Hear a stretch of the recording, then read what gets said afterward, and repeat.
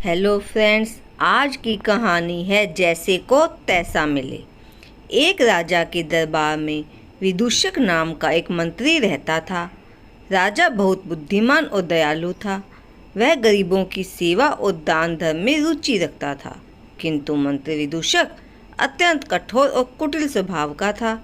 राजा के दरबार में अनेक तरह के गुणी और विद्वान आते, किंतु राजा से बिना मिले ही लौट जाते। विदूषक किसी को राजा से मिलने नहीं देता था।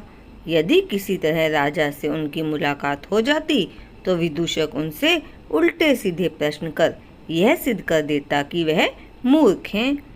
विद्वान लोग अपने को अपमानित पाकर स्वयं भाग जाते। एक बार राजा के दरबार में एक विद्वान ब्राह्मण आ पहुंचा और कुछ दिन ठहरने की इजाज़त मांगी। विदूषक बोला, यदि आप हमारे प्रश्नों के ठीक ठीक उत्तर दे सकेंगे तो आपको ठहरने दिया जाएगा। ब्राह्मण ने स्वीकार कर लिया। अगले दिन सभा में राजा की आज्ञा लेकर विदूषक ने ब्राह्मण से प्रश्न किया, आप ईश्वर को मानते हैं? ब्राह्मण बोला, बिल्कुल मानता हूँ। विदूषक ने पूछा, वह कहाँ रहता है? ब्राह्मण ने उत्तर दिया, वह सर्वत्र विराजमान है। विदूषक बोला, इस समय है? ब्राह्मण बोला, हाँ है।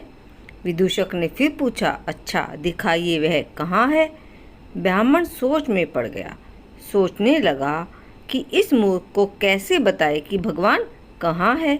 फिर उसने विदूषक से पूछा, आप ईश्वर को प्रत्यक्ष देखना चाहेंगे या ध्यान में? मंत्री ने उत्तर दिया, हम प्रत्यक्ष देखना चाहते हैं। ब्राह्मण ने पूछा, एकांत में देखेंगे या सबके सामने? मंत्री बोला, सबके सामने। ब्राह्मण ने फिर पूछा, अभी देखेंगे या ठहर कर?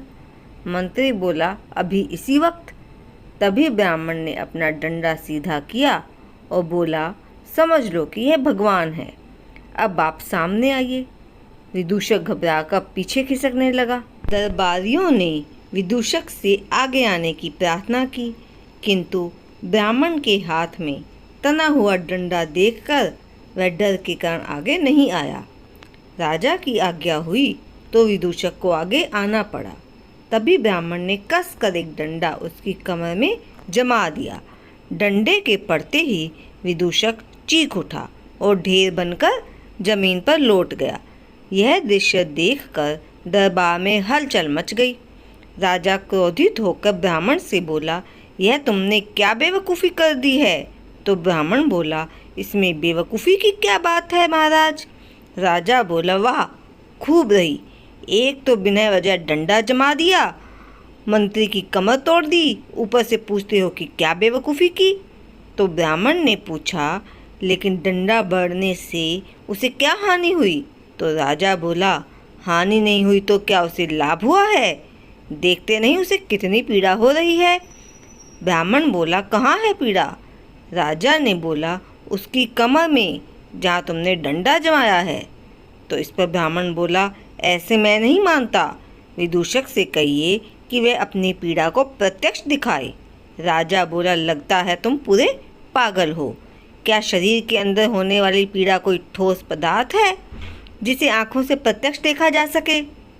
तो ब्राह्मण ने उत्तर दिया, महाराज, जिस तरह शरीर में होने वाली पीड़ा को प्रत्यक्ष नहीं देखा जा सकता, ठीक उसी प्रकार ईश्वर को भी प्रत्यक्ष नहीं देखा जा सकता, किंतु कण कण में उसे महसूस किया जा सकता है। यह सुनकर राजा का क्रोध चला गया। उसने विद्वान ब्राह्मण को दरबार में रहने की अनुमति दे दी।